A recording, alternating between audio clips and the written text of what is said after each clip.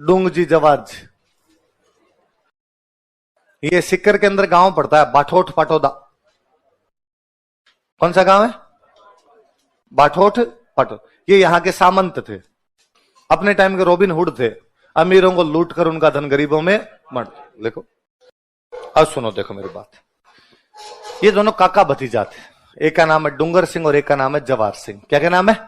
डूंगर सिंह और काका भतीजा है, बाठोट पाटोदा गांव के रहने वाले। पहले जब राजतंत्रों का दौर था तब राजा की सेना के अंदर सामंत हुआ करते, और राजा को सेना की आवश्यकता तो सेना लेके कौन जाएंगे? सामंत। जब अंग्रेज आ गए तो अंग्रेजों ने आगे राजाओं को कहा कि भाई तुम्हें सेना रखने की कोई भी आवश्यकता नहीं, तुम्हारे कोई खतरा होगा तो हमें बता देना, हम तुम्हारी क्या कर देंगे? रक्षा। तो सामंतों की जो सेनाएं थी वो समाप्त कर दी गई। सामंतों की अब सेनाएं किसी भी काम की नहीं, तो सामंत बेरोजगार, उनकी सेनाएं भी क्या हो गई? बेरोजगार। तो इनके पास में जो भी अपनी सेना थी, इन्होंने कहा आप अपने दूसरा ही काम करते हैं, और इन्होंने उस सेना का इस्तेमाल करना शुरू किया और पैसे वाले लोगों को लूट के उनका धन किसमें बांटना शुरू कर दिया? इनका ये पैसे वाले लोग लोगों से धन लूट लूट के, लोगों का धन चूस चूस के इकट्ठा कर रहे हैं, हम वापस चलाएंगे इस नदी को, ये इधर से ले रहे हैं, हम वापस इनसे छीन के किसमें बांट देंगे? गरीबों। और गरीब लोग सारे इनके फैन थे, तो गरीबों को लगता है ठीक है। और वास्तव में उस टाइप के थोड़े यूं भले आदमी थे कि कभी इन्होंने खुद के ऐसो आराम पर पैसे नहीं लगाए, जितने पैसे लूट के लाए अपने सेना के खर्चे के लिए, घोड़ों के खर्चे के लिए जितने चाहिए उतने रखे, बाकी सारे किसमें बांट दिए? गरीब।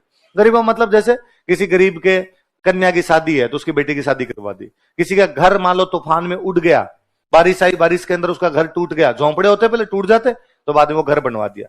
किसी की गाय मर गई, पशु मर गई, तो भाई घर के अंदर तो खाने पीने का वही साधन था, आपके दूध दही उसी से मिलता, उनको गाय ला के देती। छोटा मोटा सबका यूं काम करवाते रहते। सुरक्षा की जिम्मेदारी किसकी है देश में? अंग्रेजों की। अंग्रेजों की सुरक्षा की जिम्मेदारी तो अंग्रेज, ध्यान रखो। जनता अंग्रेजों के पास जाती कि साहब हम आपको देते हैं टैक्स और आप हमारी रक्षा नहीं कर पाते। ये डूंगजी जवार जी जब जी में आता तब लूटते, और उल्टा वैसे और कि पहले सूचना देते जिसको लूटना होता, इतने तारीख को इतने बजे आएंगे, चुपचाप अपने घर का सामान बाहर रख के तैयार रहना। यदि किसी भी प्रकार की होशियारी करने की कोशिश की गई तो यात्री अपने जोखिम पर यात्रा करें। झुंझुनू में एक जगह पड़ती है रामगढ़। कौन सी जगह है? सेठों का रामगढ़ी बोलते हैं, और रामगढ़ के सेठ बहुत फेमस थे। एक दिन उस रामगढ़ के किसी बड़े सेठ को डूंगजी ने मैसेज किया कि इतनी तारीख को इतने बजे मैं आऊंगा, सेठ जितना माल मत्ता है निकाल के बाहर तैयार रखना, यदि अंग्रेजों को सूचना देने की कोशिश की तो मार दूंगा मैं तेरे को। और सेठ ने अंग्रेजों को सूचना दे दी। डूंगजी वहां पहुंचते अंग्रेज वहां सादी वर्दी में, पुलिस उनकी तैयार खड़ी थी। डूंगजी गिरफ्तार कर लिया और गिरफ्तार करके डूंगजी को भेज दिया आगरा।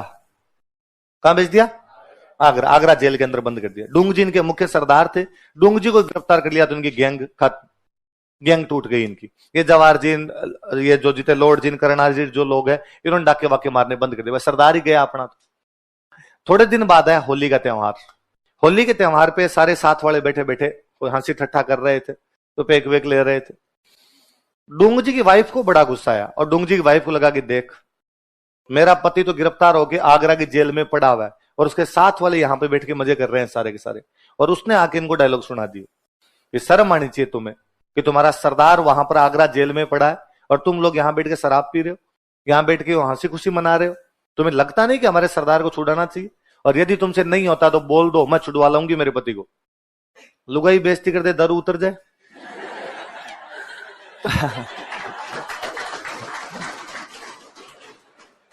तो एक पीछे तू इतना ज्यादा बजा रहा है, टेबल तोड़ेगा। हाँ, तो अब वो उनको लगा, बुरा लगा कि यार ये भाभी जी तो गलती कह गए, अपने इतना ज्यादा सुना गए यार।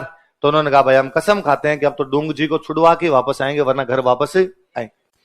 अपने 30-35 लोगों की टीम बनाई, वापस तो पूरी टीम थी, इकट्ठा किया कि आ जाओ वापस शुरू करते हैं अपना कामकाज। और यहां से जाते हैं आगरा। कहां जाते हैं? और आगरा के किले के पास जाके बैठ जाते हो। आगरा किले के पास जाके, अब आगरा किले में जेल थी और जेल के आसपास में आप लोग नहीं रह सकते, है ना। आज भी आप जयपुर जेल है तो उसके पास में जाके आप 15 मिनट भी खड़े हो जाओगे ना तो अंदर से कोई ना कोई आ जाएगा, क्यों खड़े हो, निकलो। जेल की इतनी दूरी के अंदर कोई भी आदमी नहीं आ सकता। इन्होंने जाके डेरा दे दिया 30-35 लोगों ने वहां पे। अंग्रेजों को कौन हो तुम, यहां नहीं रुक सकते। तो लॉर्ड जी बने हुए साधु। लॉर्ड जी क्या बने हुए? लॉर्ड जी की थोड़ी हाइट लंबी थी, शरीर में डाकी टाइप के थे, दाढ़ी वाड़ी बड़ी हुई थी, तो एकदम साधु, वो भगवा वस्त्र धारण करके साधु का वेश धारण कर रखा। और लॉर्ड जी ने रिनोन जाके बात की और कहा कि साहब हम तो बारात लेके जा रहे थे। क्या लेके जा रहे थे? तो दूल्हा मर गया। दूल्हा मर गया तो हमने अंतिम संस्कार तो कर दिया दूल्हे का, पर हिंदू धर्म कहता है कि अंतिम संस्कार करने के बाद 12 दिन करने जरूरी है, इसलिए 12 दिन करेंगे हम, और यहीं रहेंगे। 12 दिन तो वहीं होते हैं जहां मरता है, तो हम यहीं रहेंगे। तो अंग्रेजों को लगा यार ये नई मुसीबत है इनकी। अंग्रेजों ने वहां जो इंडियन थे, बाकी जो इंडियन अधिकारी थे, उनको पूछा कि क्या भला है तुम्हारे, ऐसा कुछ होता है? उनका साहब होता है, 12 दिन तो करने ही पड़ते हैं साहब, वरना आदमी भूत बन जाए, आपको सदेगा कहीं आके। तो अंग्रेजों ने कहा भाई कर कुरा लो, क्या करोगे, करना क्या है? दिन में बांचेंगे गरुड़ पुराण, मर जाता है गरुड़ पुराण का वाचन करते हैं, दिन में गरुड़ पुराण बांचेंगे, शाम को भजन करेंगे भगवान के, बस खत्म। और कुछ ही नहीं करे वहां पे। लॉर्ड जी साधु वाले वेश में बैठ गए, बाकी अपने बरातियों को सामने बिठा लिया, जितने भी जवार जीन, शंकु जीन, बाड़ू जीन जो है सबको सामने बिठा लिया, और दिन में तो गरुड़ पुराण पढ़ दे और शाम को कीर्तन कर ले, भगवान के भजन गा ले। भारतीय जनता साधु महात्माओं के चक्कर में थोड़ी रहती है, तो वहां जो इंडियन जितने भी सिपाही लगे हुए थे वो सुबह शाम जाके वहां बैठ जाते, और वहां भजन होते तब वही बेचारे हरे रामा हरे कृष्णा कर लिया करते। 11 दिन संपन्न हुए। 11वां दिन जब नाइट आई, 11वीं नाइट आई, तब का लॉर्ड जी ने कहा कि भाई कल अपने 12 दिन कंप्लीट हो जाएंगे और कल शाम को अपने यहां से प्रस्थान करेंगे, कल निकल लेंगे, या कल रुक के अपने परसों यहां से निकल लेंगे, कल अपना लास्ट दिन है, कल अपना गरुड़ पुराण पूरा हो जाएगा, आत्मा को शांति मिले, मुक्ति धाम पहुंचे आत्मा। वहां जो इंडियन सिपाही बैठे थे उनमें से एक बेचारा को थानेदार टाइप का आदमी था, वो जाके लॉर्ड जी के पैर पड़ा कि महाराज 12 दिन तक आपने हमें इतनी भली भली बातें बताई, इतनी अच्छी अच्छी बातें बताई, और मेरे पर बहुत अच्छा प्रभाव पड़ा इसका। मैं चाहता हूं सेवा का मौका दो, घर पधारो मेरे, कल जा रहे हो तो मेरे घर पे खाना पीना करके जाओ। लॉर्ड जी ने कहा कि ना, मैं साधु आदमी हूं, घर गृहस्थी मोह माया सब त्याग चुका हूं, ऐसे किसी के घर पे जाके खाना खाना मुझे अच्छा नहीं। ये तो मेरे चेले हैं तो बारात में आना पड़ गया, बाकी मैं ऐसे भी नहीं जाता हूं। उसने कहा साहब तो भी मेरे लायक कोई सेवा हो तो बताओ, मेरे कोई मुक्ति मिल जाए आपकी सेवा करूं तो। और लॉर्ड जी ने कहा कि यदि तू कुछ कर सकता है तो तुम्हारी जेल में मेरा एक चेला बंद है, क्या उस चेले से मुलाकात करवा सकता? उसने कहा साहब इतनी छोटी सी बात पहले कभी बोल देते, कि मुझे लगा यार तुम सोचोगे कि उस चेले से क्यों मुलाकात करना चाहता है, बाकी अब हम कल जा ही रहे हैं तो मुझे लगता है जाते जाते उसको भी आशीर्वाद दे जाऊं। तो दूसरे दिन लॉर्ड जी को लेके गए जेल में। जो जेल में उसी दिन डूंग जी के समाचार आए कि कल काला पानी की सजा के लिए भेजा जाएगा। काला पानी मतलब अंडमान निकोबार। काला पानी का मतलब कि खूंखार अपराधी जो भी होते हैं उनको कहां भेज दिया करते, काला। और डूंग जी से खतरनाक कौन हो? उसने इतनी लूटमार मचा रखी थी इस इलाके में, तो कहा भाई डूंग जी को कहां भेजेंगे? कालापन। तो डूंग जी एकदम यूं हथकड़ियां डाली हुई बैठे हुए वहां पे। लॉर्ड जी गए, लॉर्ड जी ने जाके सिर पे हाथ फेरा और बालक क्या हालचाल है? डूंग जी ने ऊपर देखा कि यार बोली लॉर्ड जी किसी है, वस्त्र भगवा पहन रखे, दाढ़ी बाल बढ़ा रखे, कोई ना कोई कोतक तो जरूर है। और डूंग जी ने कहा कि महाराज हालत खराब है, कल काले पानी के लिए भेज देंगे। और लॉर्ड जी ने वापस सिर पे हाथ पे रखा, बालक चिंता मत कर, आज रात को तेरे सारे कष्ट दूर हो जाएंगे। लॉर्ड जी ने रेकी की जेल की, जेल में घूम के देखा भाई कहां पे कितने गार्ड रहते हैं, कितने हथियार है इनके पास में।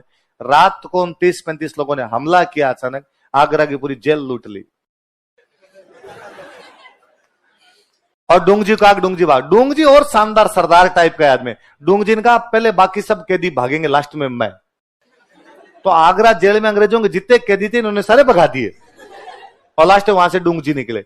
अब वहां से अपने अंग्रेज वहां जितने कोई सिक्योरिटी वाले थे उन सबको गिरफ्तार कर लिया इन्होंने, बांध बांध के आए थे वहां से। तो वो बेचारा वो चला, उसने कहा बाबा जप नाम ठीक करवाया तूने।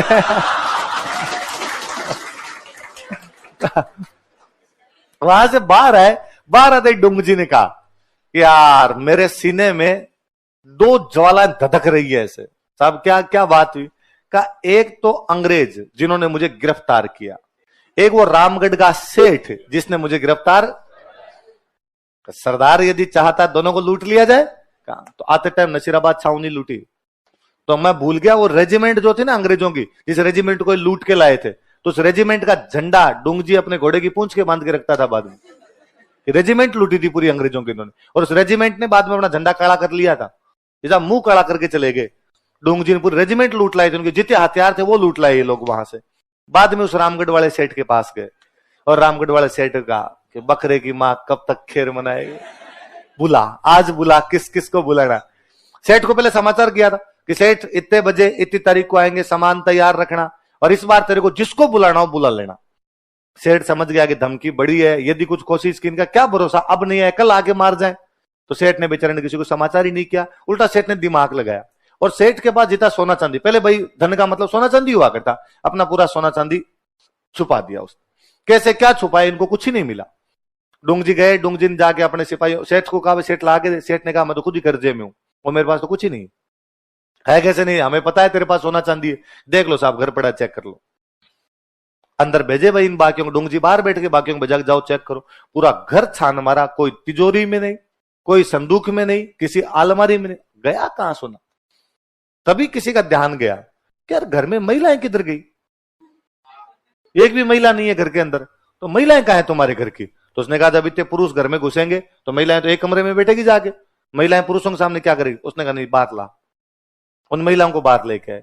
महिलाओं को बाहर लाए तब देखा एक नथ इधर एक नथ इधर, 10-10 पाजेबें पहन रखी है, सोने के कड़े कड़े से भरे हुए हाथ, सब महिलाएं सोने में लथपथ हो रही। उनका उतारो, सारी उतारो,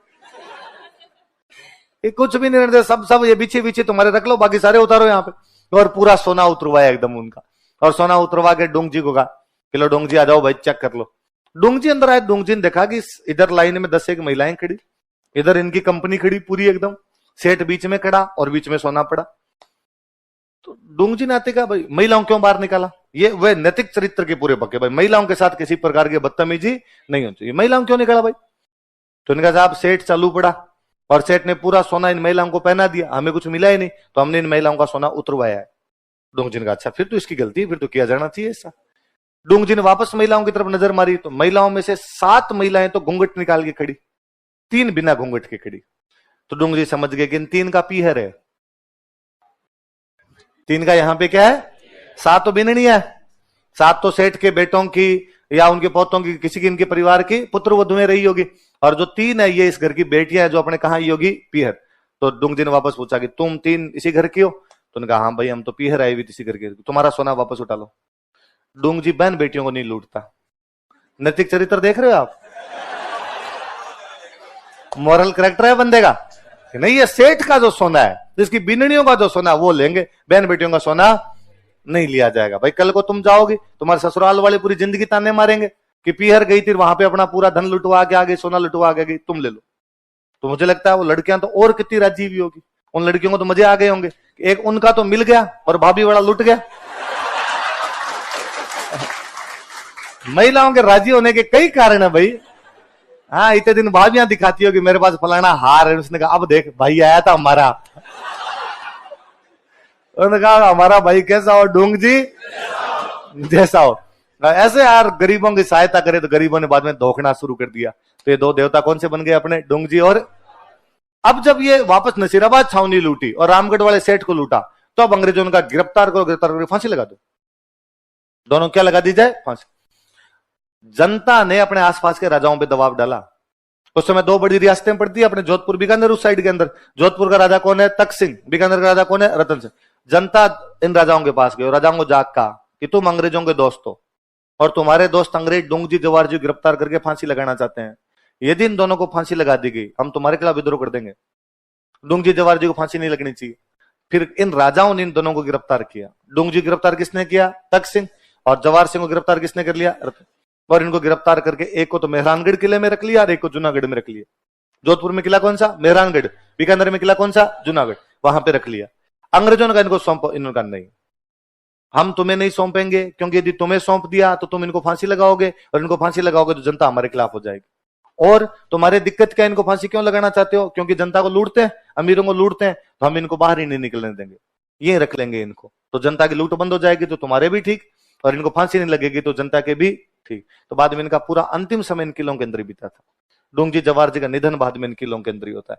हमारी जनता ने इनके गीत गाने शुरू कर दिए, इनको धोखना शुरू कर दिया, तो हमारे लोक देवता बन गए। तो मुझे याद है 2011 के आसपास आरपीसी का सवाल ही था, हमारे ऐसे कौन से 2 लोक देवता है जो डाकू थे तथा अमीरों को लूटकर गरीबों में उनका धन बांट दिया करते थे, है ना। अभी 2 साल पहले वापस कोई क्वेश्चन था, हमारे कौन से 2 लोक देवता है जिनको कर्म से जोधपुर तथा बीकानेर के किलों के अंदर बंद करके रखा गया था, डोंगजी और